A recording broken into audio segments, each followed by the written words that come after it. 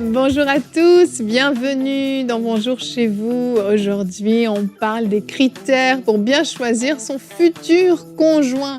Ce sont des émissions qui, en général, intéressent beaucoup parce que c'est un sujet qui intéresse et on veut tellement être sûr de ne pas se tromper. Alors aujourd'hui, on parle de ce sujet passionnant avec Freddy et Nadine. Bonjour à tous les deux. Hello Evelyne, hello Freddy. Bonjour Nadine, bonjour Evelyne. Ah, les critères, les fameux critères. On en a fait pas mal des émissions sur les critères, mais il y a toujours d'autres choses à ajouter.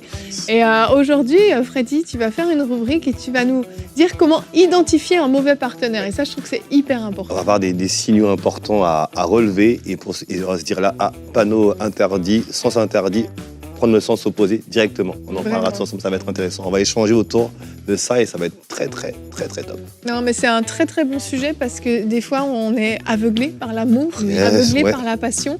Et si on ne nous a pas prévenus à l'avance, on ne voit pas ces signaux. Mais le fait que vous les ayez en avance va vous permettre d'identifier et puis de ne pas juste être dans le love et de tout accepter, tout tolérer. Et donc, ça va être une émission quand même bien complète qu'on commence tout de suite. On ne va pas perdre de temps, il y a beaucoup de choses à partager. Donc, Nadine, on t'écoute pour la pensée du jour.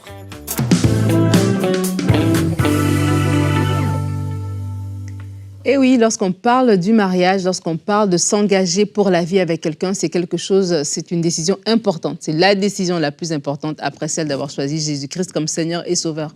Parce que ça va déterminer en fait la qualité de vie qu'on va avoir et tout ce qu'on va pouvoir accomplir. Et choisir son partenaire de vie, ce n'est pas une petite décision, c'est une décision importante. Il y a des bases comme ça qui sont des incontournables dans cette décision-là.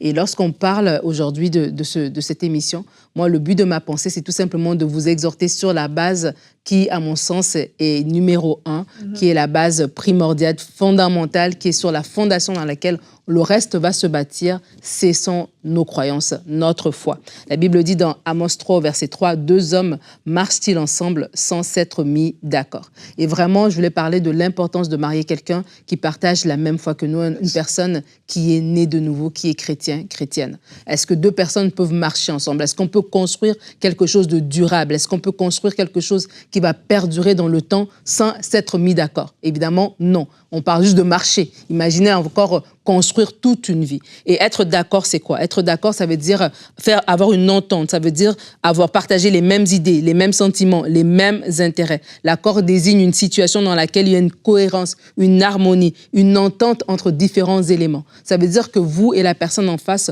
devez être... vous mettre ensemble, vous mettre en harmonie, ça va déterminer le reste. Et la foi, comme ça, pour moi, c'est la première fondation, c'est la première base. Lorsqu'on partage la même foi que la personne avec laquelle on va construire une vie, ça fait toute la différence. C'est tellement bénéfique. Il y a plusieurs bienfaits. Premièrement, on va aborder les défis de la vie de la même manière. Ça veut dire qu'on aura le réflexe de prier, on aura le réflexe de chercher le conseil de Dieu, on aura le réflexe de se tourner vers des aînés dans la foi pour nous bâtir, pour avancer. On aura le réflexe de rechercher la sagesse dans la parole de Dieu. Ça va vraiment faire toute la différence devant les défis de la vie. On aura les mêmes valeurs par rapport à l'éducation des enfants, par rapport aux finances. Ça va faire toute la différence. La vie est faite de surprises. Et lorsqu'on a la même foi, c'est comme si dans le bateau de la vie, dans le bateau du mariage, on rame dans la même direction. Parce que lorsqu'on a deux versions différentes, une foi qui diverge, des croyances qui divergent, ça veut dire qu'on va même ramer dans l'autre sens. Toi, tu veux prier pour plus de sagesse, l'autre te dit, on va se séparer. Toi, tu veux prier pour plus de ceci, l'autre te dit autre chose.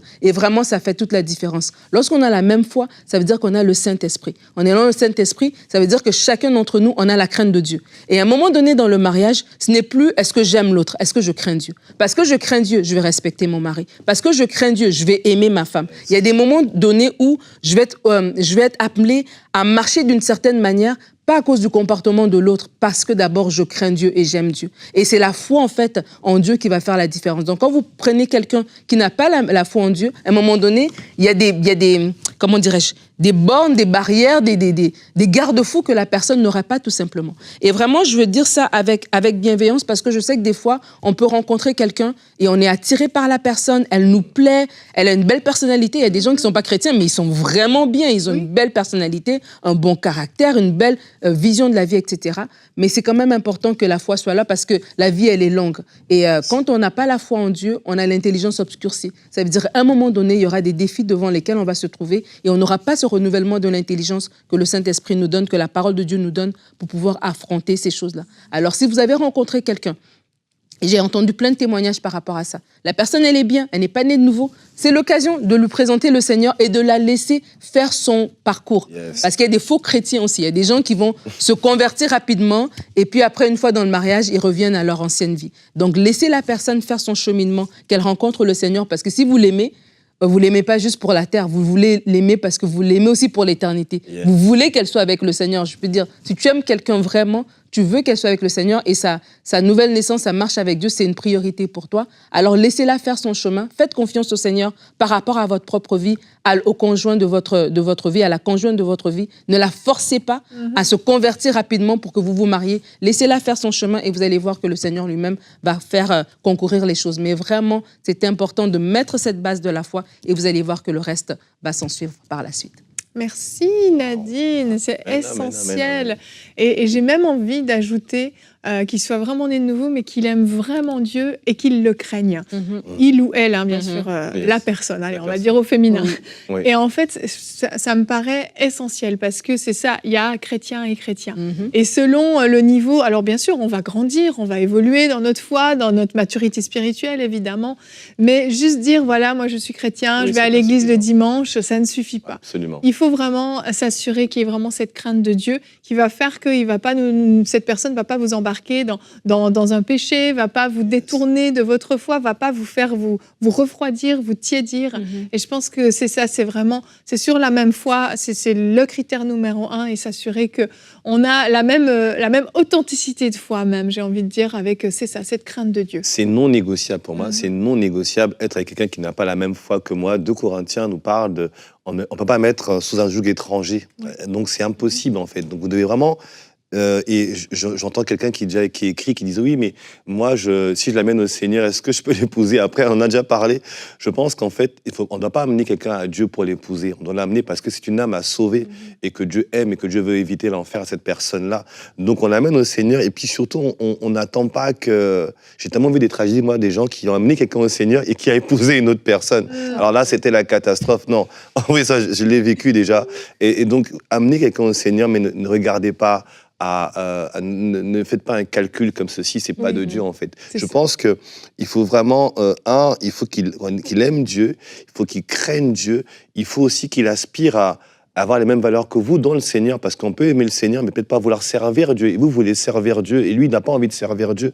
Donc vous devez trouver quelqu'un, quand je dis lui, c'est il ou elle, on a bien compris, mais quelqu'un qui a les mêmes inspirations que vous au niveau de la foi, et qui veut servir Dieu, pour qui aller à l'église c'est important, parce qu'il y en a certains, l'église c'est optionnel aujourd'hui, et d'autres, pour moi c'est important, une vie d'église, une vie de service, une vie où on a des temps de prière ensemble, et ça aussi il faut le prendre en compte dans le choix. Vraiment, c'est essentiel, parce que si on regarde ce que nous dit la Bible sur le mariage, c'est pour l'éternité, comme tu le disais Nadine, enfin pour l'éternité, pour la vie.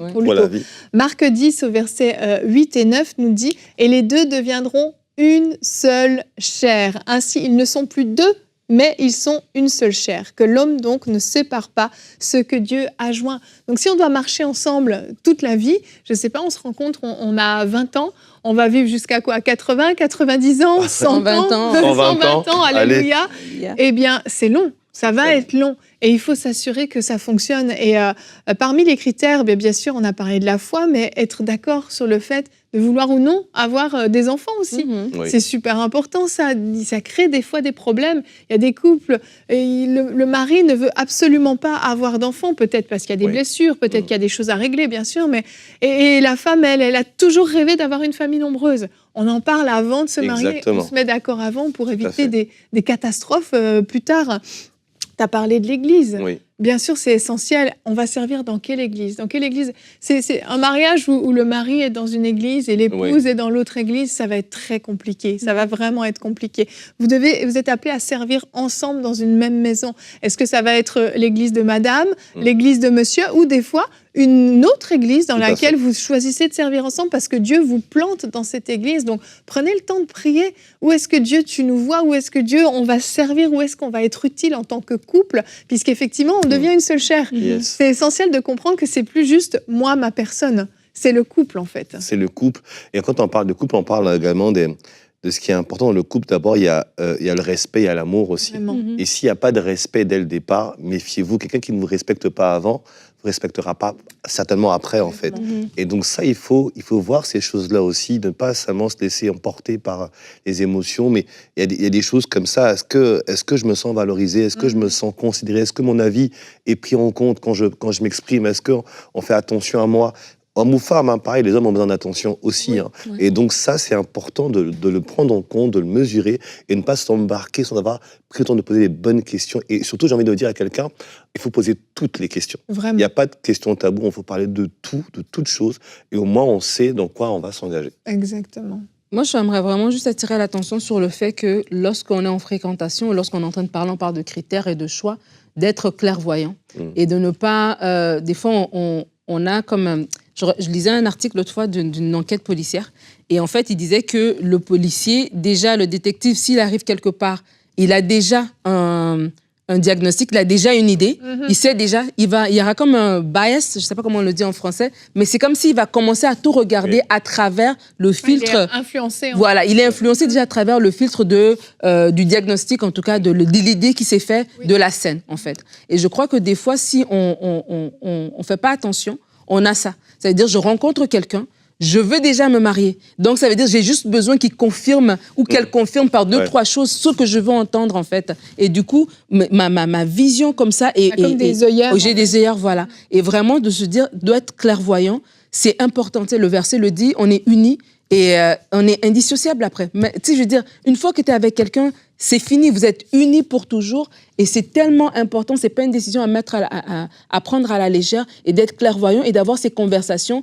qui sont peut-être inintéressantes. C'est plus facile, c'est plus beau de parler de rêves et de ceci, mais c'est peut-être basique, mais la place de la famille. Peut-être que toi, ta famille, tu la vois une fois par mois, l'autre, c'est tous les dimanches soirs qui mangent ensemble. Tu vois, ça fait la différence. Est-ce que moi, je vais être une femme au foyer ou je vais être une femme qui travaille? Si l'autre personne, pour lui, il veut une femme au foyer et que toi, tu as des ambitions de carrière, il faut en parler. C'est maintenant qu'on en parle. On habite où? Des choses vraiment basiques comme ça, mais qui...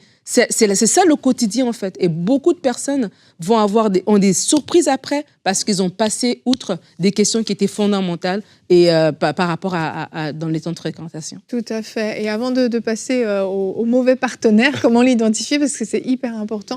Un dernier critère que je trouve essentiel, c'est la relation de confiance. Est-ce que vous pouvez faire confiance à l'autre?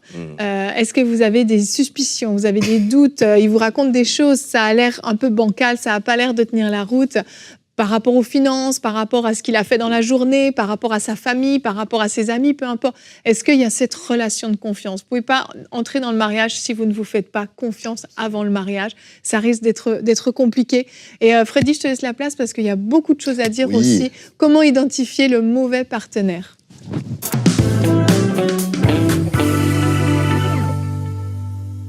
Je suis certain que vous avez déjà entendu cette phrase-là. L'amour rend aveugle. Et moi, j'ai entendu une autre phrase, le mariage rend la vue. Exact. Et donc, vaut mieux bien voir avant. Tout à l'heure, on parlait de clairvoyance. Il est important de bien voir avant. Il est important de se poser les bonnes questions et surtout de noter des signaux qui peuvent peut-être nous indiquer, nous alarmer sur le fait que ce ne serait pas la bonne personne que j'ai en face de moi. On a mis des critères essentiels de base, la même foi, les mêmes valeurs. Mais il y a d'autres choses qu'on veut identifier en plus pour nous aider à avoir les bons réflexes, c'est-à-dire peut-être que je dois faire attention à ce niveau-là. La parole de Dieu déclare dans Matthieu 7, verset 17. Matthieu 7, au verset 17, il est écrit « Tout bon arbre porte de bons fruits, mais le mauvais arbre porte de mauvais fruits. Ce que quelqu'un est, ça se verra toujours tôt ou tard. Alors faites attention aux fruits que vous voyez chez la personne, l'homme ou la femme avec qui que vous fréquentez ou que vous avez à cœur de cheminer avec, en fait. Regardez les fruits, qu'est-ce qui sort, quels sont les signaux qui émanent de sa vie. On a plusieurs, on est quasiment une dizaine, mais on va les partager ensemble ici avec Nadine et Yveline. Alors, le premier critère pour moi, c'est le premier truc, alarme rouge, voyant rouge, c'est la personne, l'homme ou la femme qui insiste pour coucher avec vous avant le mariage. Il va avoir une relation intime avant le mariage. Alors là, c'est strictly forbidden, donc voilà, c'est le panneau arrêt, le panneau stop, mais là, on va pas plus loin. Si, ça veut dire qu'il n'a aucune crainte de Dieu, déjà, et si on les pousse, cette personne-là qui n'a aucune crainte de Dieu, elle va certainement, je sais pas ce que vous en pensez, mais elle va nous emmener encore. Ça commence par là, mais quelle serait la limite, en fait? Où est-ce qu'on s'arrête? Et là, c'est la dérive, et là, on est là. C'est la porte ouverte à toutes sortes de choses dans lesquelles il ne faut pas. Un deuxième signal, un truc qui moi, me parle et qui m'interpelle, quelqu'un qui vous demande de ne parler à personne de votre cheminement. Là, vous vous êtes rencontrés et on est en secret, là, on ne doit pas en parler, en mode clandestin, surtout n'en parle pas à personne, pas à tes amis, pas à tes parents, pas à tes figures d'autorité, que ce soit les parents ou les pasteurs dans l'église dans laquelle je suis. Pourquoi elle veut vous cacher? Pourquoi ça? Quelqu'un qui demande ça, c'est qu'il n'est pas sûr de lui et on ne sait pas qu'est-ce qu'il va faire avec vous. Quand je dis lui, on parle d'un homme ou d'une femme. C'est le quelqu'un. C'est le quelqu'un, c'est pas l'homme vis-à-vis de la femme, ou c'est vraiment dans les deux sens. Quelqu'un qui veut pas en parler, c'est pas normal en fait. Au contraire, en parler, c'est vous protéger. En parler, c'est s'assurer qu'on va peut-être avoir d'autres conseils, parce que c'est bien d'avoir des conseils d'autres personnes aussi, qui pourront vous dire, attention, peut-être que là, il y a un parcours qui est peut-être pas top, et là, on peut vous alerter. Donc, il faut pouvoir en parler à ses amis, à ses frères et sœurs en Christ, et puis surtout à ses autorités. Une autre chose aussi, et je ne sais pas ce que vous en pensez, quelqu'un qui ment. Vous en pensez quoi, quelqu'un qui ment avant de... Déjà là, la relation de confiance dont je parlais tout à l'heure, elle est brisée d'emblée, en fait. D'emblée. Alors, quelqu'un qui ment, tout de suite, on va dire, non, là, j'aime bien ce verset qui dit que le père du mensonge, c'est le diable. Alors, vous voulez pas avoir le beau-père comme diable comme beau-père, surtout pas. Quelqu'un qui vous ment, peut-être qu'il a un problème spirituel et qu'il faut le faire aider, etc. Mais tant qu'il n'est pas réglé, on ne va pas plus loin avec une telle personne, parce que le mariage, c'est l'amour, c'est vrai, mais c'est la confiance. On l'a dit tout à l'heure, c'est la confiance, c'est le fait de pouvoir être vrai, de pouvoir s'ouvrir, et donc il faut pouvoir être sûr que quelqu'un en face de moi me dit la vérité, et là je suis à l'aise. Moi, je vais déjà rebondir sur tes 3 premiers points parce qu'ils sont trop intéressants. Déjà, je pense que, tu sais, quand tu es en train de parler, c'est ça, les gens doivent se dire, c'est que tout ce qu'on voit dans le mariage, c'est comme...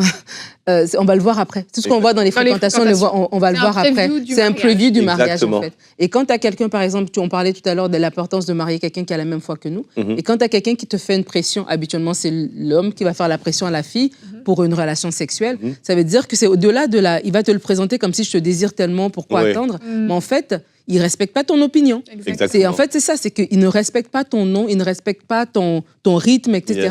Et ça, c'est un manque de respect. Et ce manque de respect-là, aujourd'hui, c'est là-dedans, mais demain, ça va être dans autre chose, en fait. Et par rapport même à celui qui ne veut pas parler de toi, ça va encore venir comme ça. Écoute, c'est encore petit, c'est à nous, pourquoi on n'a pas besoin qu'on le garde entre nous et tout, et tout, et tout. Mais en fait, c'est peut-être parce que vous êtes plusieurs. C'est pour ça qu'il ne veut pas mettre ta photo en ligne, etc. C'est pour ça qu'il ne veut pas parler de toi, parce que d'autres personnes qui ont peut-être un autre regard, des fois c'est tes parents, il ne veut pas que tu en parles à tes parents, parce que eux qui sont plus âgés vont le voir pour qui il est, vont la voir pour qui elle est. Et donc déjà, moi je trouve que c'est des signaux tellement d'alarme, tellement criants. Dis-toi, si c'est comme ça à petite échelle, à grande échelle, ça va être encore pire. Ça va être dramatique. Ça va être dramatique. Effectivement, il y a plusieurs personnes dans le dossier et on ne sait pas à qui on a affaire en réalité. Donc, il faut absolument... Ça, c'est quelque chose qui doit vous alerter et vous faire réagir. Un autre point que je note aussi, c'est une personne violente. Surtout pas. On a tellement vu de personnes qui... moi, j'avais une amie, quand je suis venu au Seigneur, une fille avec qui on s'est convertis dans la même période également. Et on s'est mariés à la même époque. Et on a appris avec stupeur qu'en fait, elle était battue par le frère qu'elle avait épousé, que c'est un frère qu'on connaissait aussi, parce qu'on était mariés tous dans la même période. Et ce frère-là, on le connaissait, en fait. Donc, on était tous choqués de savoir ce qui se passait dans leur foyer. Mais on a été encore plus choqués quand on a appris après que ça se passait déjà avant le mariage. Dans les fréquentations. Dans les fréquentations, dans les fiançailles, il y a eu il y avait déjà des coups, en fait, et des menaces et des coups. Et là où elle a parlé, c'est quand ils ont eu leur premier enfant, et qu'il a été violent envers l'enfant. Là, ça a été le déclic. Elle en a parlé. Mais on s'est dit, mais imagine, elle aurait dû en parler bien avant, en fait. Oui. Dès les premières menaces, dès les premiers coups, il fallait le dire, en fait. Et là, c'est quelqu'un qui ne sait pas protéger mon intégrité physique, il le fera jamais plus tard, en fait. Vraiment. On ne tolère pas de coups, même une gifle, on va dire, ah, mais c'est parti tout seul. Non. S'il vous gifle aujourd'hui, demain, c'est des coups de poing qu'il vous donnera. C'est non négociable. Vous devez vous respecter, vous devez vous protéger et protéger vos futurs enfants. La preuve en est, s'il le fait avec vous, il le fera avec vos enfants. C'est non négociable. Gifle et même menace, en fait. Même une menace verbale. Si tu fais ça, je vais te faire ceci. Rien que ça doit nous alerter en disant, ah non, stop, je ne vais pas plus loin que ça. Parce que votre vie est tellement importante et tellement précieuse. Quelqu'un qui ne respecte pas votre vie ne vous aime pas, tout simplement. Parce que votre vie est précieuse, en fait. Et merci Seigneur qu'il montre son vrai visage avant le mariage. Avant le mariage. Fois, c'est dans le mariage que ça se manifeste. Mais si vous avez la grâce de savoir ça au moins avant, pour vous éviter d'aller trop loin, c'est tellement essentiel de faire demi-tour. Je pense qu'il faut prier, demander à Dieu, révèle-moi qui est en face de moi, et des choses vont se passer qui vont nous alerter sur des comportements. Donc vous voyez, il y a plein de critères qui vous montrent quand même, il faut faire attention. Il y en a d'autres encore. Quelqu'un qui critique ou calomnie les figures d'autorité. Alors, les vôtres et les siennes aussi. Moi, j'ai une amie qui est pasteur. Aujourd'hui, elle est mariée. Alors, c'était une bonne amie à nous et on priait avec elle pour son mariage. Dans une occasion qu'elle avait une rencontre avec quelqu'un, elle disait, est-ce que c'est le bon? Alors, on priait avec elle. Et elle fait cette prière toujours, Seigneur, révèle-moi qui est en face de moi. Et il y avait une personne, elle a fait cette prière, il avait tous les critères. C'était il aimait le Seigneur, il était à l'église, il parlait bien. Et puis un jour, elle assistait à une altercation entre lui et sa mère. Alors, il en a parlé, il méprisait sa mère, c'était des gros mots, c'était de la vulgarité. Elle s'est dit, mais s'il parle aussi à sa mère, qu'est-ce qu'il fera de moi? Quelqu'un qui méprise les figures d'autorité, que ce soit ses parents, ou les vôtres, que ce soit les pasteurs, etc., c'est aussi un critère auquel il faut faire attention, parce que ça veut dire qu'il n'a aucune crainte, aucune peur, aucune limite, en fait. Même les parents, ça ne le fait pas peur. Vous allez forcément, à un moment donné, passer de mauvaises choses avec cette personne. Oui, j'avais entendu une histoire justement d'une dame qui était avec son fiancé, et le fiancé était très méchant avec sa mère, la mère du fiancé.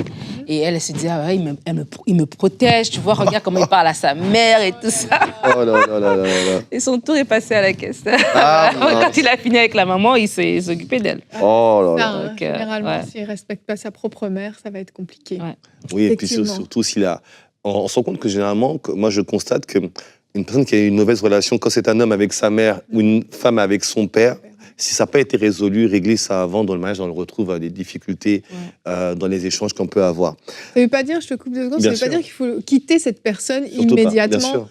Même par rapport aux mensonges, c'est des signaux d'alerte. Exactement. Mais on donne l'opportunité quand même à la personne de se repentir, de se ressaisir. Peut-être qu'elle n'a jamais été correctement enseignée. Peut-être qu'effectivement, il y a des choses à régler.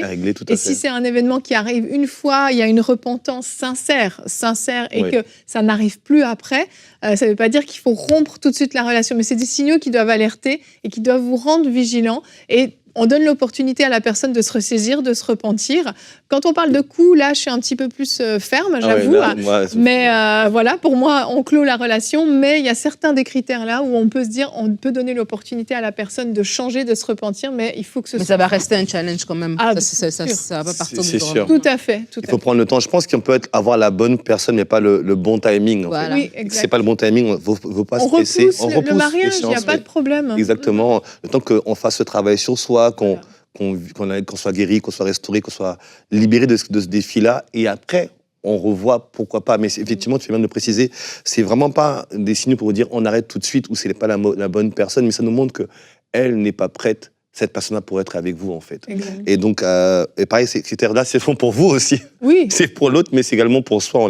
On les prend pour soi aussi. Un autre critère également, c'est quelqu'un qui vous prend de l'argent, qui vous emprunte de l'argent. Vous allez me dire, c'est peut-être simple, c'est peut-être terre à terre, mais oui, quelqu'un qui vous prend de l'argent, c'est peut-être qu'il est avec vous uniquement, cette personne-là, elle est avec vous pour l'intérêt matériel et financier. Voilà. Vous êtes peut-être un bon parti, homme ou femme, mais en fait, je suis là pour vous ponctionner de l'argent, ou prendre des choses chez vous, mais on ne vous aime pas pour qui vous êtes, on vous aime pour ce que vous avez. Et ça, il faut faire attention à ça.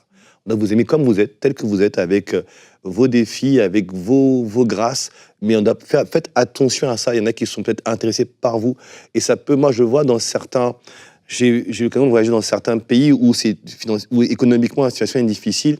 Et là, les critères financiers rentrent en compte. Ouais, et là, effectivement, quelqu'un qui a des moyens, ben, tout de suite, c'est plus intéressant. Même si derrière, il y a d'autres choses qui ne me plaisent pas, mais je regarde cet aspect-là. Alors faites attention à vous. Je me rappelle, j'ai eu l'occasion dans un camp de célibataires et j'avais une question d'une femme qui me disait « Écoutez, moi, j'entends ce que vous me dites, mais lui, il finance mes études. Est-ce que je dois le quitter pour autant » Alors, il avait tous les mauvais critères, mais il finançait les études de la personne. Du coup, je vais peut-être le garder. Et ça, je me comprenais également qu'il y avait quand même un environnement qui faisait en sorte que voilà, c'était difficile, mais on ne peut pas être avec quelqu'un uniquement pour les moyens qu'il nous donne, en fait. Donc, faites attention à ça. Posez-vous les bonnes questions. Et un autre critère, quelqu'un qui ne vous assume pas en public. Oui. Voilà. Il ressemble un peu à quelque chose qu'on a dit au préalable, mais c'est différent. En fait, on connaît la relation, mais il ne m'assume pas. Il ne veut jamais être avec moi, elle ne veut jamais être avec moi. C'est comme si elle avait honte de vous. Ouais. Elle a honte de vous. Si elle a honte de vous, la personne maintenant, elle aura honte de vous plus tard. On doit vous assumer tel que vous êtes. Okay, c'est vraiment important. C'est important. Hein. Parce que des fois, certaines personnes, justement, vont passer outre des choses parce qu'elles veulent absolument se marier. Et c'est ça, donc elle t'assume pas. Et tu veux pas être marié avec quelqu'un qui ne t'apprécie pas, qui ne sent pas que c'est un privilège pour lui d'être avec toi. C'est comme si tu as fait grâce.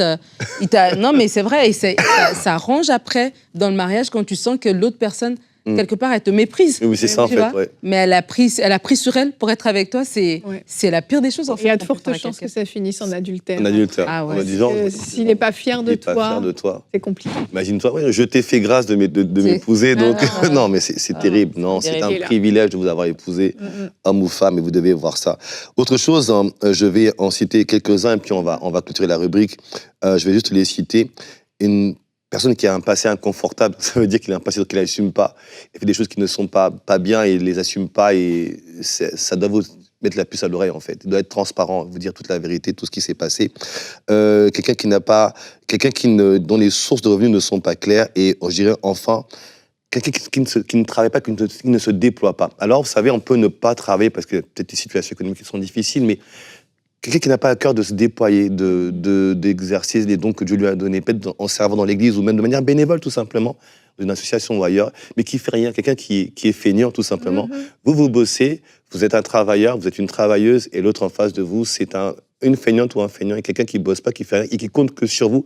Faites attention. Vraiment. Voilà, vraiment. Quelques critères, quelques signaux d'alerte. Super, merci Freddy. C'est vraiment des très très bons points que tu partages, et vraiment ça doit être des signaux d'alerte. Vraiment, respectez-vous. Respectez-vous, respectez l'autre, bien entendu, mais vous respectez-vous aussi. Vous êtes reconnu, vous avez reconnu votre fiancé, la personne avec qui vous êtes en ce moment dans certains de ces critères.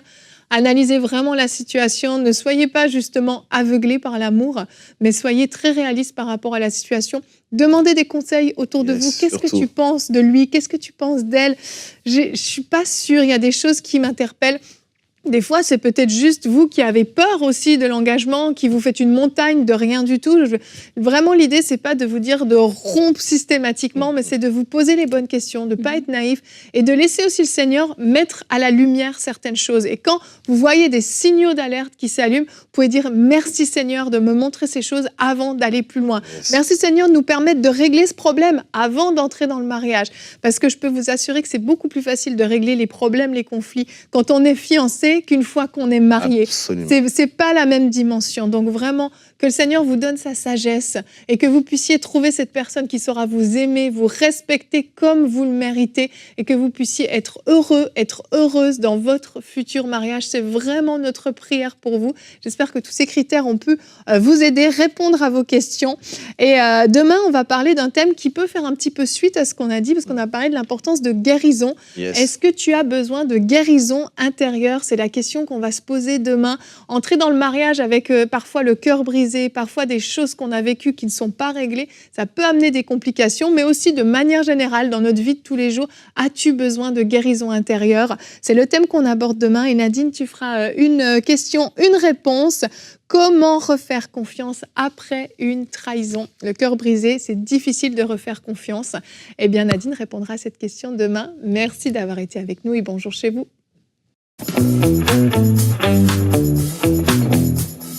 Thank you. Absolument.